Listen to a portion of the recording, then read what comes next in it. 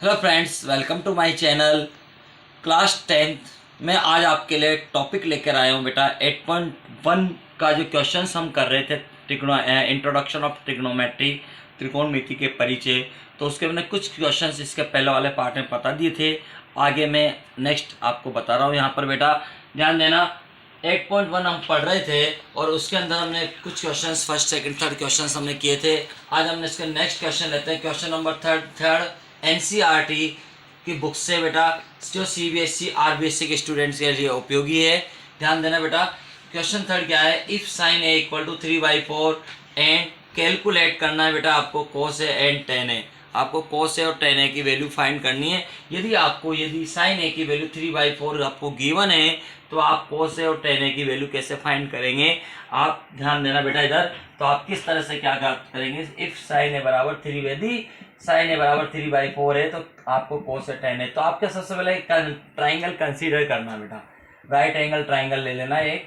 ये right angle triangle आप जानते हो, इसमें एक वन एंगल राइट एंगल होता है। आपके पास एंगल ये है, ए है, तो इस एंगल को ए ले लेना बेटा। यहाँ जो भी है उसको हम यहाँ पर लेंगे। ये एंगल ए हो गया, तो आप बता सकते हो बेटा ये बी हो गया और ये सी हो गया। ध्यान देना बेटा, आपको ए की वैल्यू ए पे काम करना है बेटा। ये एंगल ए है हमारे, तो इसके सामने जो होता है बेटा, आप जानते हो परपेंडिकुलर होता है, पी होता है। जिसपे एंगल बना होता है ये ए, जो एंगल बन रहा है वो होगा बेटा बेस होगा, और जो थर्ड साइड होगी वो होगी बेटा हाइपोटेन्यूज होगी, एच होगी आपकी। ठीक है, आपको याद है पंडित बद्री प्रसाद हर और बोल, आपको मैंने इससे पहले वाले पार्ट में सिखाया था। पंडित बद्री प्रसाद हर हर बॉल, आपको ये सिखाया था। यहाँ लिखा जाता है बेटा साइन थीटा, यहाँ कोस थीटा, यहाँ टेन थीटा, यहाँ कोट थीटा, यहाँ पर सेक थीटा, और यहाँ पर लिखा जाएगा बेटा कोसेक थीटा। ध्यान देना बेटा, है ना। तो आपको ये अच्छे से याद रखना है और हम सवाल बड़ी आसानी से कर सकते हैं। आपको गिवन है बेटा साइन ए बराबर 3/4, ये आपको गिवन है। ठीक है, यानी साइन बराबर आप जानते हो बेटा क्या होता है। साइन बराबर होता है बेटा, इसको हम किसी रेशियो में है, ये इसको हम रेशियो कहते हैं, 3:4। तो यहाँ पर बेटा दो चीज अपन को फाइंड हो जाएगी। साइन थीटा बराबर जानते हैं P/H होता है, परपेंडिकुलर अपॉन क्या होता है हाइपोटेन्यूज, यानी कि P/, क्या होता है बेटा H होता है। यहाँ से देखो साइन बराबर P/H होता ही नहीं होता, यानी P इक्वल टू तो दे दिया बेटा 3। और जब रेशियो को हटाते हैं तो आप जानते हो बेटा किसी भी से भी मल्टीप्लाई होता है। ईयर आपको P बराबर यानी परपेंडिकुलर आपको दिया हुआ है 3K लेते हैं बेटा, कांस्टेंट से गुणा करते हैं, कोई भी कांस्टेंट K होता है उससे मल्टीप्लर। H इक्वल टू जो है वो बेटा 4K आपको गिवन है। ठीक है बेटा, इसको K से मल्टीप्लाई कर देना 4K हो जाएगा। अब आपको बेटा बेस निकालना है, तो आपको बेटा पाइथागोरस पर बताई थी बेस निकालने का फॉर्मूला, आपको मैंने बताया था बेस स्क्वायर इक्वल टू होता है H² माइनस P²। तीन फॉर्मूले होते हैं बेटा, तो बेस निकालने का फॉर्मूला होता है H² - P²। बेस आपके पास ये मालूम है बेटा, बेस बराबर होता है H आपको मालूम है 4K का स्क्वायर, है ना, और माइनस P यानी 3K का स्क्वायर। ध्यान देना बेटा 4 का स्क्वायर 16 होता है, 16 के स्क्वायर माइनस 9K²। तो 16 में से 9 जाएंगे तो आप बताओ 7K² आपके पास बचेगा बेटा। ये B² की वैल्यू आ रही है, यानी बेस के स्क्वायर की वैल्यू आ रही है। तो स्क्वायर रूट लेंगे तो बेटा 7K² का स्क्वायर रूट लेना पड़ेगा। तो 7 का कोई स्क्वायर रूट नहीं होता, तो √7 ही रहेगा, परंतु K² का K आ जाएगा बेटा। तो √7K हमारे पास आ गया। तो हमारे पास बी मिल गया, पी मालूम है, एच मालूम है, तो अपन को क्या कैलकुलेट करना है बेटा, कोस ए। नाउ कोस ए निकालेंगे तो कोस ए बराबर आपके पास हो जाएगा, कोस बराबर होता है बेटा B/H, तो B/H यानी बेस अपॉन हाइपोटेन्यूज।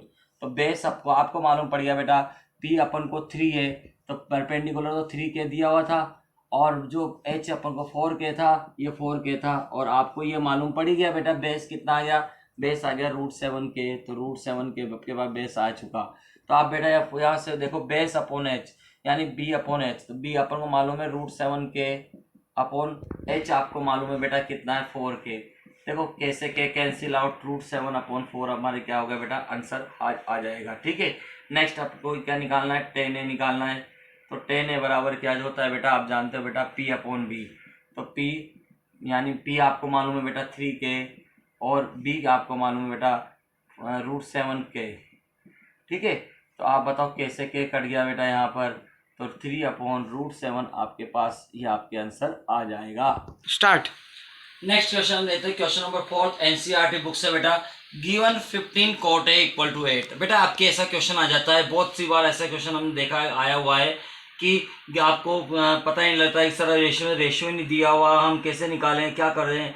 तो आप ध्यान देना बेटा, इस तरह से दे दिया जाता है 15 cot A equal to 8 find sine और सेक है। साइन और सेक की वैल्यू आपसे फाइंड करवा रहा है, तो हम किस तरह से ज्ञात करेंगे। आप दैन रेशियो से सबसे पहले तो मैंने आपको क्या था, कंसीडर कर लो बेटा। आप क्या कर कंसीडर करेंगे, एक ट्राइंगल कंसीडर कर लेना। ध्यान देना, इसमें जो आपको एंगल जो दिया है ए है, ए को इसको ले लेना बेटा, ये एंगल ए हो गया। आप चाहो तो इसको बी डिनोट कर दो, इसको सी दे दो। आप जा दो इसके सामने तो एच होता ही है, जिस पे एंगल ए बना होता है उसको बेस कहते हैं, बेस ये बेस हो जाएगा। और आपके पास थर्ड जो ये परपेंडिकुलर हो गया बेटा, ध्यान देना। अब आप यहाँ देखो, ये ट्राइंगल राइट एंगल ट्राइंगल मैंने एक कंसीडर कर लिया। आप देखो बेटा यहाँ पर गिवन क्या है आपको, यहाँ गिवन है बेटा 15 cot A इक्वल टू 8। तो आप बेटा cot A की जब वैल्यू निकालेंगे तो इसके साथ जो मल्टीप्लाई इसको डिवाइड में ले जाएंगे। cot A इक्वल टू हो गया बेटा 8/15। देखो रेशियो में आया नहीं आया। अब आप जानते हो कोट की वैल्यू क्या होती है, देखो बेटा कोट बराबर होता है B/P। क्या होता है, नीचे से पढ़ो B/P। तो B/P यानी बेस अपॉन परपेंडिकुलर, तो यानी बेस और परपेंडिकुलर का रेशियो कोट होता है बेटा, ध्यान देना। तो बी बराबर ही है, बी बराबर यहाँ पर क्या है 8 के। रेशियो में रेशियो बढ़ता है तो किसी कांस्टेंट से गुणा होता है, तो आप के लेंगे बेटा उसको। तो b इक्वल टू 8 के और p इक्वल टू हो गया बेटा 15 के। ध्यान देना, अब आपको देखो b मालूम है ना बेटा, और p भी आपको मालूम है। b और p आपको मालूम हो गया, तो आपको h निकालना है। तो h निकालने का फॉर्मूला जानते हो, एच स्क्वायर बराबर जानते हो बेटा क्या होता है, B square plus P square, यानी बेस का स्क्वायर प्लस परपेंडिकुलर का स्क्वायर। आप ध्यान दें बेटा, इस पर क्या करना है, एच तो आपको निकालना है। बी आपको मालूम है बेटा 8k का स्क्वायर, और ये मालूम है बेटा 15k का स्क्वायर। तो 8 यानी 64k स्क्वायर हो गया, प्लस 225k स्क्वायर हो गया। दोनों को 8 करेंगे तो बेटा 289k स्क्वायर हो जाएगा। ये एच स्क्वायर आ गया बेटा, हाइपोटेन्यूज निकल के आ रहा है। स्क्वायर रूट लेंगे बेटा, तो स्क्वायर रूट लेंगे तो 289 के स्क्वायर आएगा। और 289 का स्क्वायर रूट आप जानते हो बेटा 17 होता है, और के स्क्वायर का क्या होता है बेटा, एच की वैल्यू आ गई 17k। तो आपको बेटा फाइंड करना है, एक तो साइन है, ध्यान देना। नाउ साइन है बराबर जो आपको मालूम है वो होता है बेटा p/h। p/h, तो p की वैल्यू आपको मालूम है 15k, अपॉन h की वैल्यू आपको 17k। कैसे के कैंसिल, 15/17 रेशो में आ गया बेटा। और एक और आपको मालूम है बेटा सेक आपको निकालना है, तो सेक के बराबर होता है बेटा आपके, सेक बराबर देखो h/b, h/b। तो आप बताओ h कितना है, h आपने निकाला है 17k, और बेस अपन को मालूम है बेटा 8k। कैसे के कैंसिल आउट, 17/8। यही आपके क्या होंगे बेटा, आंसर हो जाएगा। क्वेश्चन नंबर 7 देते हैं एनसीईआरटी बुक का बेटा। If cot theta equal to 7/8। आपको यहाँ रेशियो में ऐसे भी दे सकता है बेटा 7/8। आपको एवेल्यूएट करना है, मान ज्ञात करना है, 1 + sin theta 1 - sin theta upon 1 + cos theta 1 - cos theta. तो आप कैसे ज्ञात करेंगे बेटा, जब तक आपको वैल्यू याद नहीं हो, याद होगी तो कैसे करोगे, साइन की वैल्यू, cot से साइन की वैल्यू निकालना है। तो आप बेटा क्या करोगे, बिल्कुल वही जो अभी बताया था आपको। आपको क्या करना है, cot थीटा इक्वल टू आपको मालूम बेटा 7/8, यानी रेशियो को अपन 7/8 अपॉन में लिख सकते हैं। अब आप बताओ cot इक्वल टू क्या होता है, देखो बेटा b/p। तो b/p होता है, b यानी बेस, p यानी परपेंडिकुलर, यानी कि आधार, और ये लंब होता है बेटा, ठीक है। परपेंडिकुलर लंब कहते हैं। तो b इक्वल टू तो हो गया बेटा 7 ईयर, यहाँ b इक्वल टू तो आया बेटा 7k, और p इक्वल टू आ गया बेटा आपके 8k। रेशियो हटता है तो बेटा हम क्या करते हैं, किसी भी कांस्टेंट से गुणा करते हैं, ठीक है, मल्टीप्लाई करते हैं, ठीक है। अब आपको b मालूम है, p मालूम हो गया, तो h निकालना। तो h स्क्वायर आप जानते हो बेटा b का स्क्वायर प्लस p का स्क्वायर होता है। h स्क्वायर बराबर b आपको मालूम बेटा 7k का स्क्वायर हो गया, और p यानी 8k का स्क्वायर हो गया, ठीक है। तो आप बेटा इसका स्क्वायर करोगे बेटा कितना आएगा, 49k square plus 64k square आपके पास हो जाएगा। आप इसको ऐड करेंगे तो बेटा 1 और 13 आपके पास आएगा बेटा। इन दोनों को ऐड करेंगे तो 1 13 हो जाएगा बेटा, के स्क्वायर आ गया। ये एच स्क्वायर की आपको कोई वैल्यू फाइंड हो रही है।